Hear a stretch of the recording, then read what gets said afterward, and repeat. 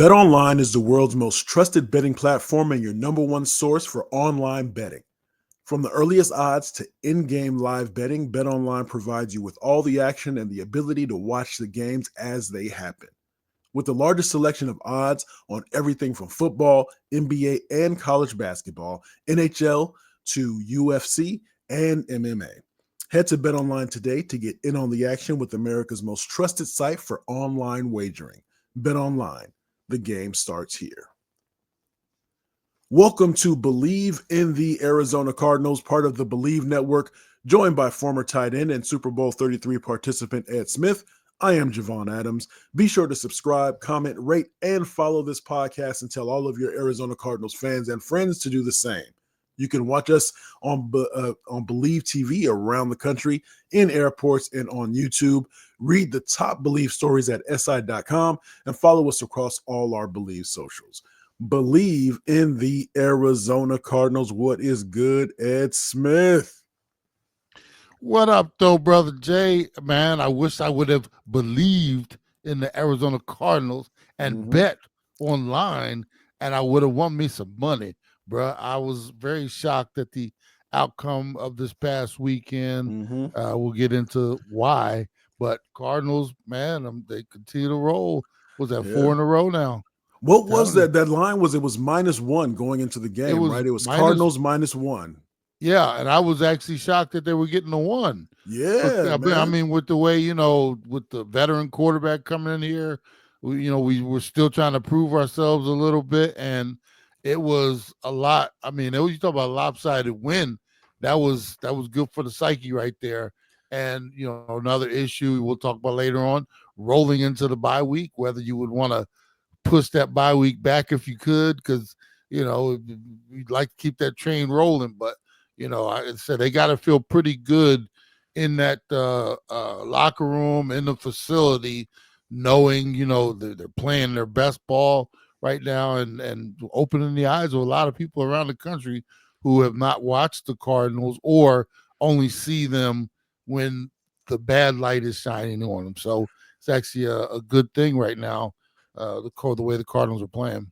Yes, indeed. So let's get into it. So the Cardinals, 31-6 defeat, whooping, beat down over the New York Jets last weekend, and that's what I want to get into. And it's funny because maybe typically if we do a different podcast as well, but one of the things that I was often accused of was being a hater when it came to the Phoenix Suns and one Devin Booker for so many years before I finally said, okay, I think he can be that dude. There were so many. You would get on me, everybody would get on me about that. And now I think you are deemed a hater, at least by two people in my family. They say, is Ed finally going to say he believes in the Arizona Cardinals? And so I know they're looking forward to this, to today's episode. We do this 2 times a week, typically on Mondays and Thursdays. We have a bye week coming up, which is why we tweaked it just a little bit. But Mondays we talk about the game that was, and Thursdays we look ahead to the game that's coming up and the opponent that's coming up. So let's get into it. So I was kind of vacationing a bit, so I didn't watch the game, but I did kind of look at some of the highlights and look at the box score, but soundly. So 31-6, the Cardinals are victorious over the Jets, and that's been it's amazing what a sound victory will do for not only a team but also those who root for that team, and therefore strengthen their resolve and their belief, if you will. Let's start just from the overall, because both defensively and offensively, the Cardinals did a great job. What were a couple of things that come to mind before we get into the performance of Kyler Murray and the offense and the defense a little bit later? Well, this was a total a beatdown of epic proportions, if you ask me. And what I was most impressed about was this was the Cardinals at their best, beating the Jets in every facet of the game. They looked like the better prepared team. They looked like the better coached team, the more aggressive team, the better everything, in terms of out there physically just beating down the Jets. And it was almost like a turning of the guard where Changing of it the guard. was changing of the guard. There you go. With Aaron Rodgers, old Aaron Rodgers, the GOAT, or the one of the best, skilled quarterbacks of all time. I find a little offensive when you only have one title, and that title was a bazillion years ago and hasn't even threatened in recent years, but everybody gives him, he's one of the greatest. Okay, whatever. Yeah, he looked old. He looked tired. The team looked stale. And I'm talking about the Jets, obviously, and they looked a step behind everything that the Cardinals did. The Cardinals had their way with them, basically. They ran the ball on them whenever they wanted to. They got Murray out on the fringes when they wanted to, and could have done more of that, but they did everything they needed to do to win this game. They didn't get, and we talked about it last week, they didn't get lopsided with this, Jay. When they were running the ball so effectively, they stayed with that. They mixed in this is what I like. They mixed in the pass. Murray, 22 out of 24. First off, that's an outstanding day. Indeed. But then they ran the ball 32 times. And, it was a little bit of a mix. They had Benson ran the ball 10 times. Connor ran the ball 12 times. And it wasn't easy running for Connor this game because he only had 33 yards on the ground, but they mixed in Benson enough where he got to 62, and it was like they ran the ball when they needed to, and they kept running it. Even what did I say last week? I hope they don't get to a point where they, just because they're not effectively running, they just get away from it. No, Connor wasn't running the ball what you would call effectively, but he got those tough yards that they needed to extend drives, make first downs, and keep the ball in their hands. And then that pretty much took care of everything, because then Murray he was so effective with throwing the ball, but his sneaky running kept a couple drives going, and then he had the touchdowns. It was just one of those things where they utilized him just enough, didn't have to throw the ball a ton around the field, kept the ball in their hands. And pretty much, like I said, just effectively, they beat the Jets, and almost like you could see like one of those Chinese movies, where they took their soul, bro. One of those kicks from Bruce Lee where he kicks you in the chest, and then you're standing there, but then your soul is going. Is you see it leaving your body? You can see it just coming out of their body, their soul coming out, because they took the Jets' heart. And you could tell Rodgers and them, they were just like, because I imagine that the Jets, they're coming off there because they beat Houston. They feel like, hey, we still got a shot at this, and they were off for extended period of time. They played the Thursday game. Hey, this is the Cardinals. Come on, seriously, we're going to go in there.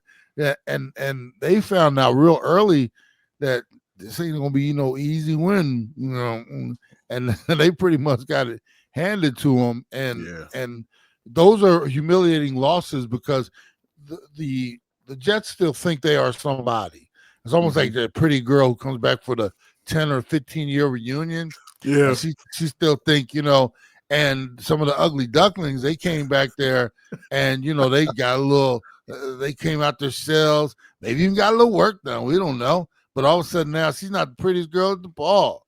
And she had they kind of face that. They got it smushed in their face. The girl who was pretty back in high school, she's over there getting herself a drink, and she hears the dudes that used to be gawking over her back in high school. Some dudes talking about, hey man, you see Cindy? She looks good over there. And this is Dawn. Dawn was doing, you see Cindy? Wow, she really sprouted. She looks good, man. 15 years been good for her. And and ain't nobody talking about Dawn though. She's sitting over there waiting on her name to be called. Nobody got a word to say about her. And that little bit of humiliation right there. They took it on the chin. That had to be a rough flight back to New York after being humiliated out here in the desert. And that was all because the Cardinals came out, put it on them, and didn't stop. They kept after them. And that was impressive to see, because that was not where I was thinking this game was going. That was the only game I had to pick some games with my son. My older son is we're in this pool together. And that was out of the 5 games they selected. I had to pick the scores for all the games. That was the only one I lost, and I take that one square on the chin, thinking that Jets were going to come in here, and I owe both your sons an apology too, Mr. Kendrick and Yeah. Mr. Elijah. I owe you Yeah. both an apology for talking Yeah. about the Cardinals the way I did. So hopefully they take this rest this week and they come back and don't lose anything out of the break. But I would say, I know one of the questions on the sheet was, is this a bad time for the break? Yeah, but you want that break regardless of good or bad time. I know it's right in the middle of our win streak. You'd like to keep the momentum coming, but this late in the season, dudes are aching for that bye week. It's good to go out into the bye week on a 4-game winning streak than anything else, So, we'll take it when we can get it, but great win for the Cardinals. Bleav in the Arizona Cardinals. He's Ed Smith. I am Javon Adams. We are presented by Bet Online. And so before we take a deeper dive into that bye week, the bye week dilemma, so to speak, you talked about Kyler Murray and going into this week, or really for the last few years, we've been talking about really trying to see the true potential or trying to get as close to the ceiling as possible for Kyler. And we've seen some flashes this season, especially when the first game of the season, when we saw him really take that ball to the house with his run.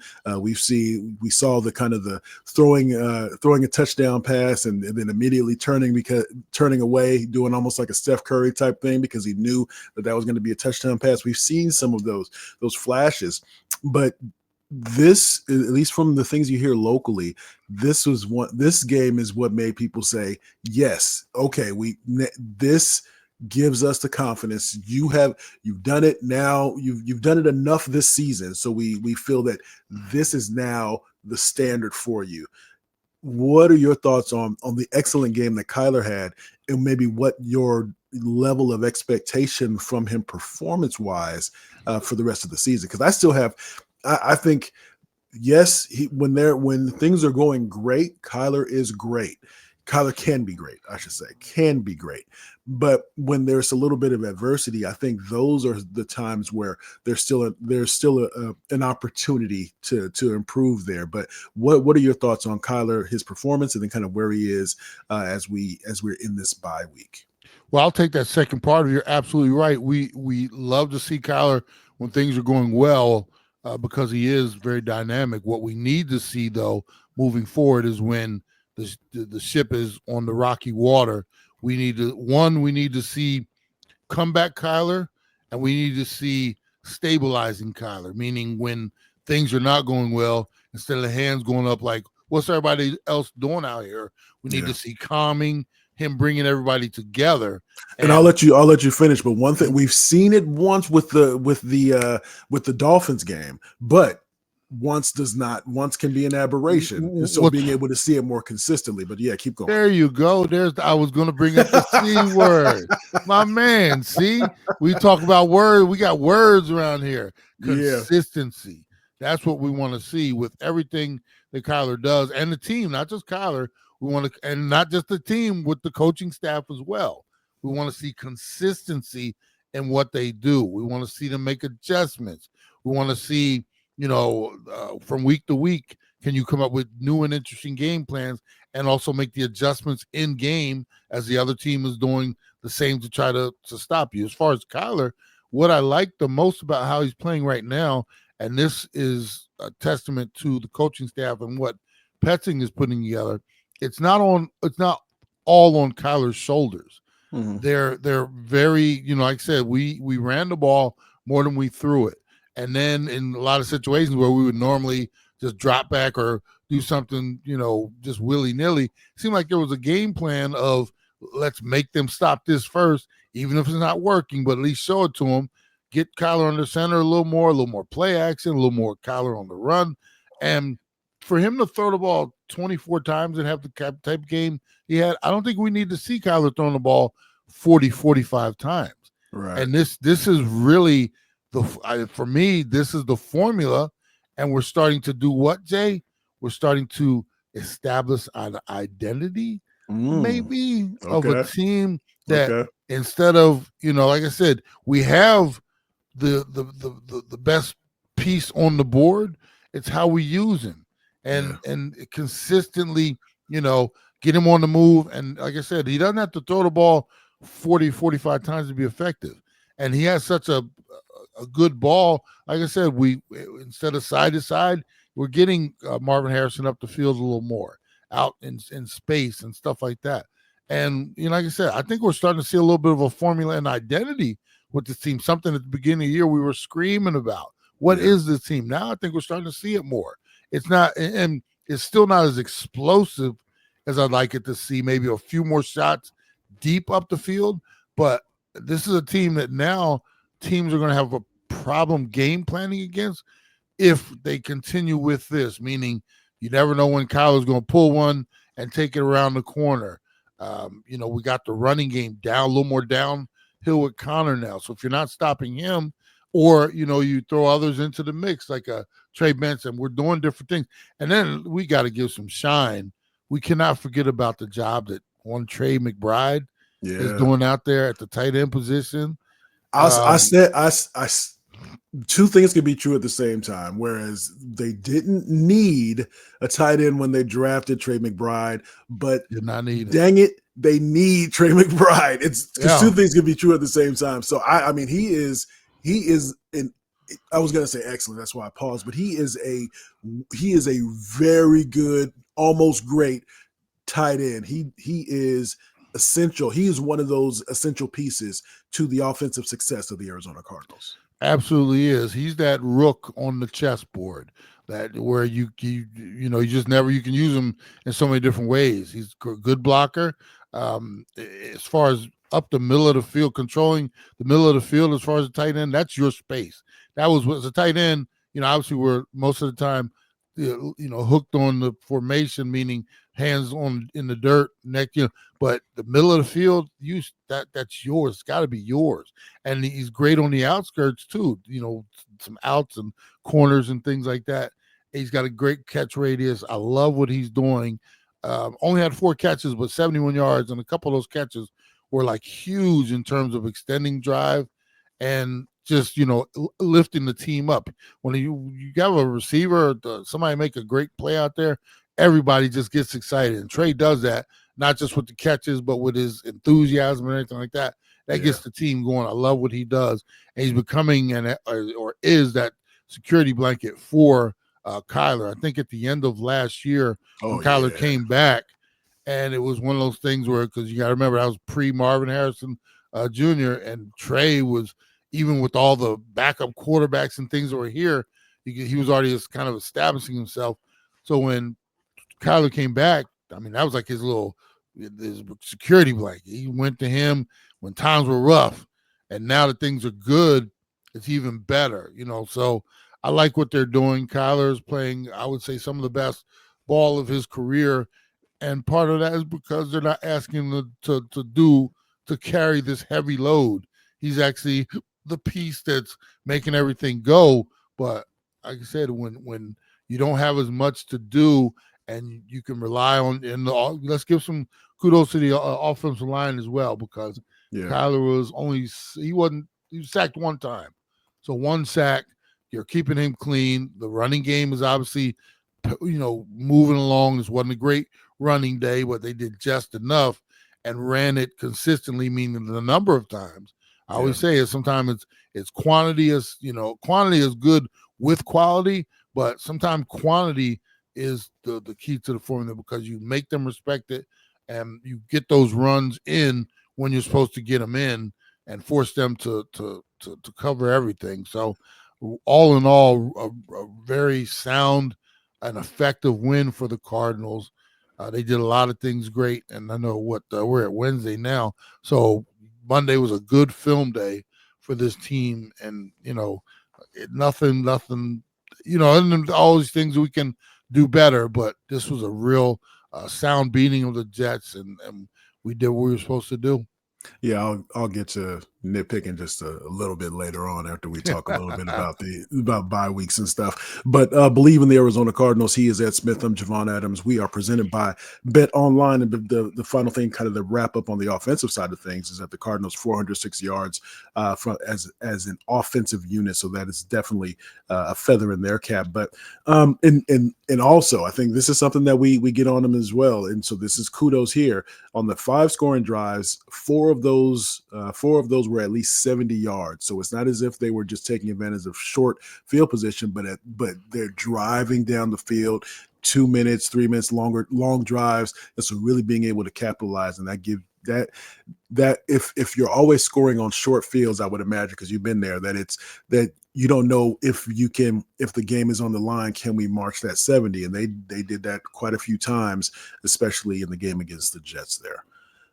So on the defensive side of the ball, now I wanted to, before the question that I put on the run sheet was, or the statement that I put is that the Cardinals defense formidable. They held Aaron Rodgers to 151 yards. They actually 128 if you factor in the sack yardage, but and 79 yards rushing. But if they didn't have any interceptions, and I'm not knocking them for this, and my question is, if a defense is getting a lot of interceptions, does that sometimes mask how effective a defense can be? Meaning, I've heard over the years that they're getting a lot of interceptions, but interceptions or those types of or they're getting a lot of turnovers, but turnovers, you can't depend on turnovers. You have to depend upon your fundamentals as a defense to be able to carry you through. So as you answer that, the Cardinals they only gave up 6 points, and then the game before against the Bears only giving up 9 points, and so they seem to be really rounding into shape and getting their identity. So I'll let you kind of talk on that and take it where you will. Yeah, the interceptions, what you want to do is create turnovers. You want your defense creating turnovers. Sometimes they're just not out there to be had, though. And one of the things about Rodgers, we all know he loves to protect his stats. He'll throw a ball away, or even sometimes, take a sack that he shouldn't take because he doesn't want to throw one up and have that as almost like a ding against him. So for me to keep Rodgers, 128 yards, that was the victory in itself. He's not going to give you a whole lot of interceptions. We got at him pretty effectively, though. I would have liked to have seen us maybe. Let me see. We had 3 sacks, so that was effective. And I think the hits and knocking him down, he was getting up off the ground an awful lot. And I think that's where not necessarily going to rattle a quarterback like Rodgers because he's seen too much, but you at least get in his head a little bit and frustrate him. That's what I like to see, is frustration on a quarterback's.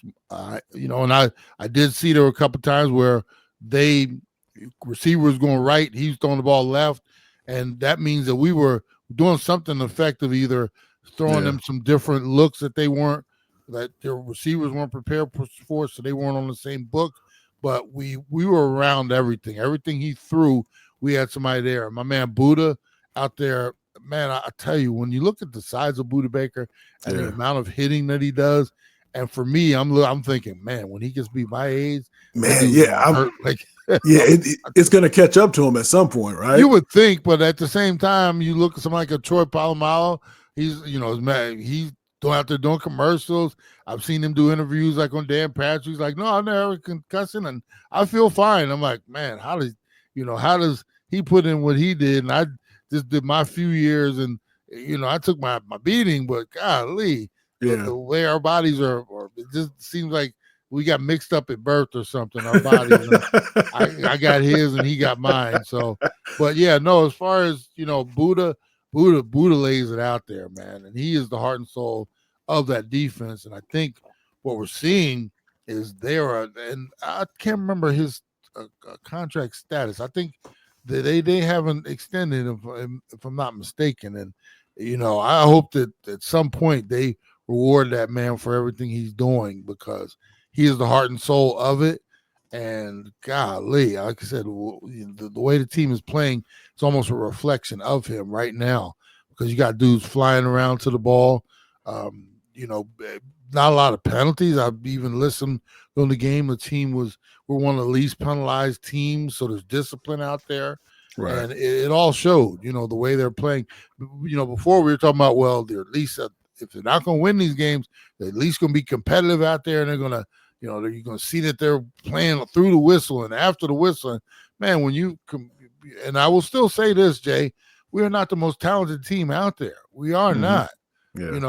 And to be doing what we're doing, that tells me that there's a lot of good coaching and a lot of good absorption going on out there, because the players they're taking the coaching, they're applying the coaching, and they're playing winning football. And the coaching staff is, like I said, they're doing a really good job right now from what I see. This team is bought in, and you give them, they continue on this path, we could be not necessarily a force in the NFC, but I can see the team getting to the point where we come into years thinking this is a playoff season, and our expectations, obviously with higher expectations, we're going to expect to see more, but I can see the team, staying on the path, and our expectations are going to rise, and it could be some good football out here for a long time in the desert.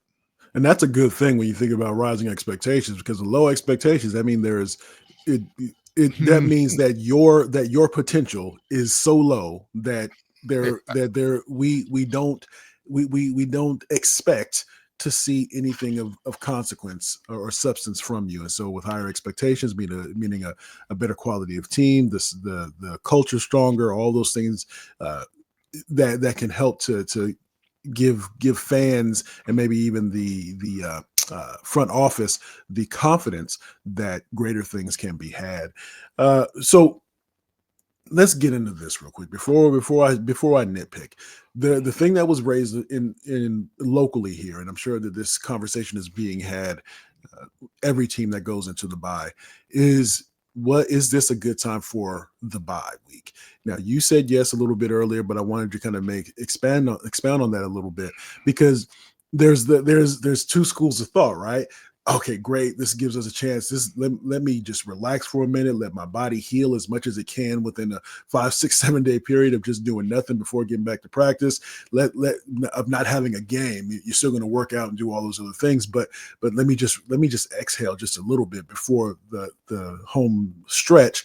Then there's the other side, which is no, we four wins in a row. Let's keep this thing going. Whatever we doing, I'm wearing the same underwear. I'm wearing the same socks. I'm going the same way to the stadium. I want to keep doing that because I want to keep winning. And you said you're okay with the first, meaning let's exhale a bit. Yeah, as a player, you would, when you're playing well, you want to keep the train moving, and coaching staff as well. At the same time, Jay, you are 10 games into the season, getting ready for week 11.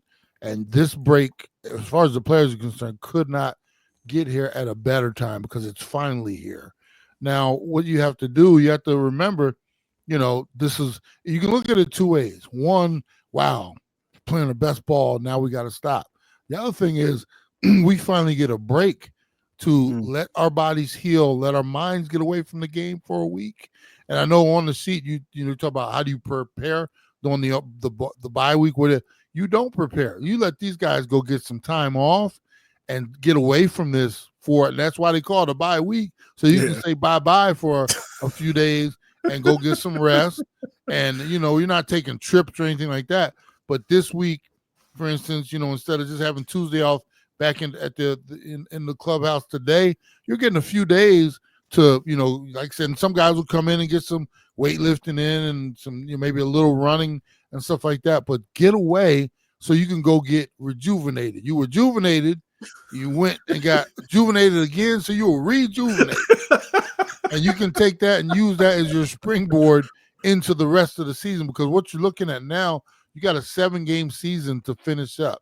Yeah. And you're taking it in blocks, so we still look at it as those quarters for the most part. But now your goal is, hey, we got to win. We want to win every game, but we at least want to do X, Y, Z, whatever our goal is, to get to where our target is that we think, as far as, what it's going to take to get into the playoffs. And you got some big divisional games coming up here as well. So the divisional games, they take on an even more importance, because it is such a tight race in the NFC West. So, you have your goals are right in front of you. This break man, I'm telling you, it comes at a bad time because you're winning, but it comes at a great time because. And another thing, Jay, this isn't week 3 or 4 when some of the teams had their bye, and then you look up and you still got 10, 11, 12 games to play to get to the end of the season. You accomplish the goal by getting to 6-4, get your bye, and now we got a shorter stretch to get through to finish the season off. So,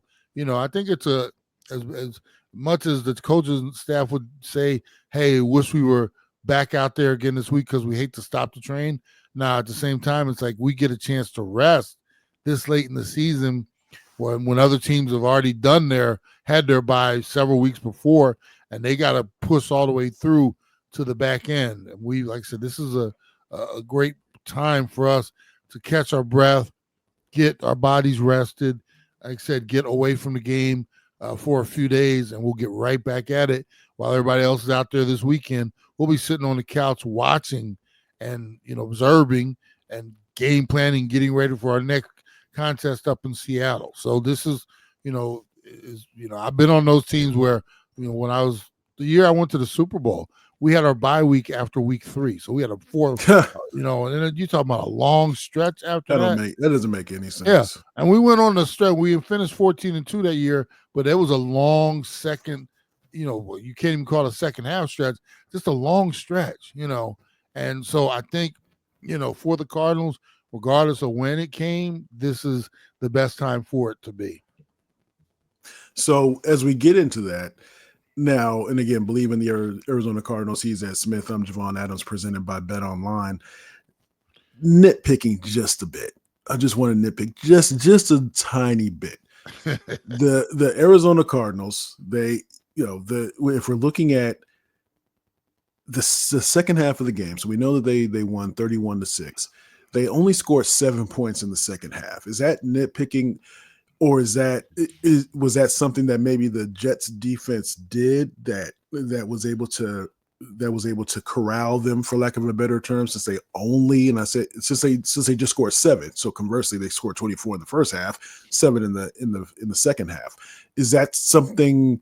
Is that just something like a shoulder shrug? We don't worry about it, or is that something to be concerned about when you're getting into the second halves of games to make sure that we're keeping our foot down? Foot to the floor.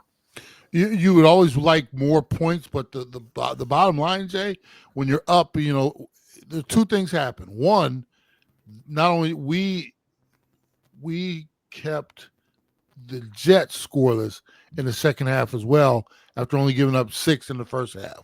So a lot of the second half for us was ball control, and what we didn't do, we didn't get crazy.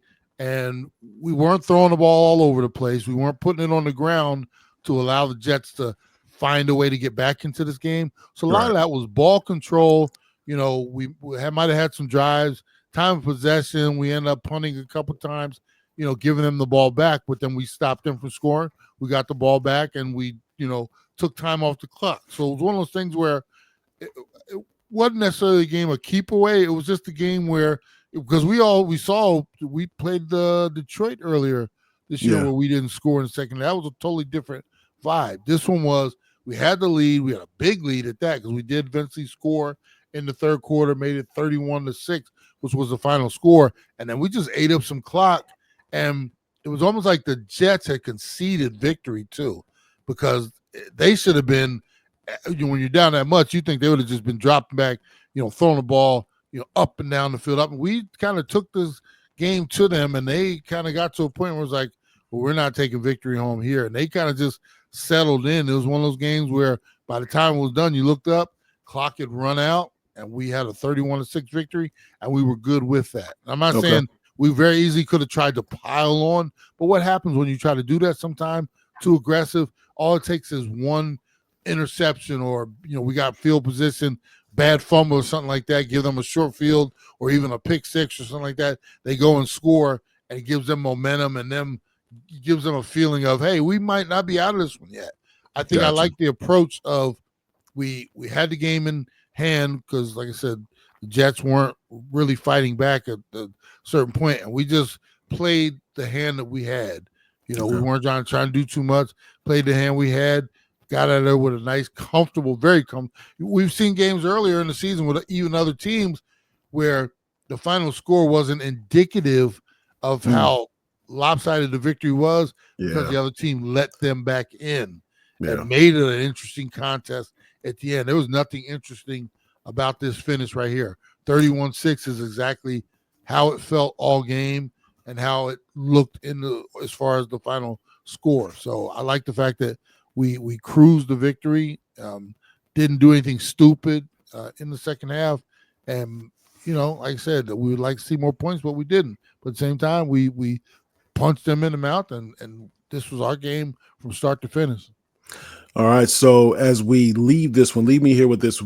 So the bye week, bye for players. Are coaches taking a vacation this week too, or are they working on what can we do better for the stretch run? Yeah, while the players are getting that definite necessity, they're getting off their feet, hopefully at home. A lot of guys coming in and getting treatment and stuff like that. Maybe even a good massage.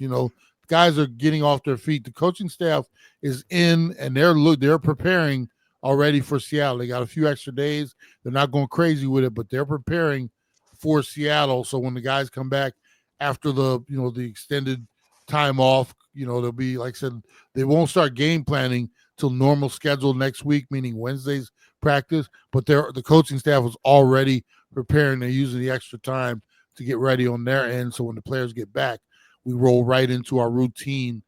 You won't do things early or anything like that. Monday guys will come in, do some running, do some lifting, this, that, and the other. Tuesday will be their off day next week. Wednesday will be first day of install and prep for Seattle. So you try to keep things as normal as possible as far as the week of prep next week.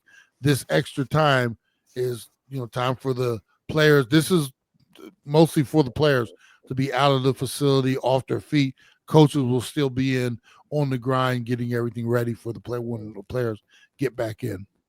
All right, so that is the one and only Ed Smith. I am Javon Adams. This is Bleav in the Arizona Cardinals. We do this thing twice a week. This is a bye week, so we may hit you with maybe some mid-season grades, but at the very least, every Monday and Thursday, we will be giving you a wonderful podcast that we hope you enjoy. Make sure you tell a friend what we have going on here at Bleav in the Arizona Cardinals. As always, we are presented by Bet Online, and as we always like to say around this time, you can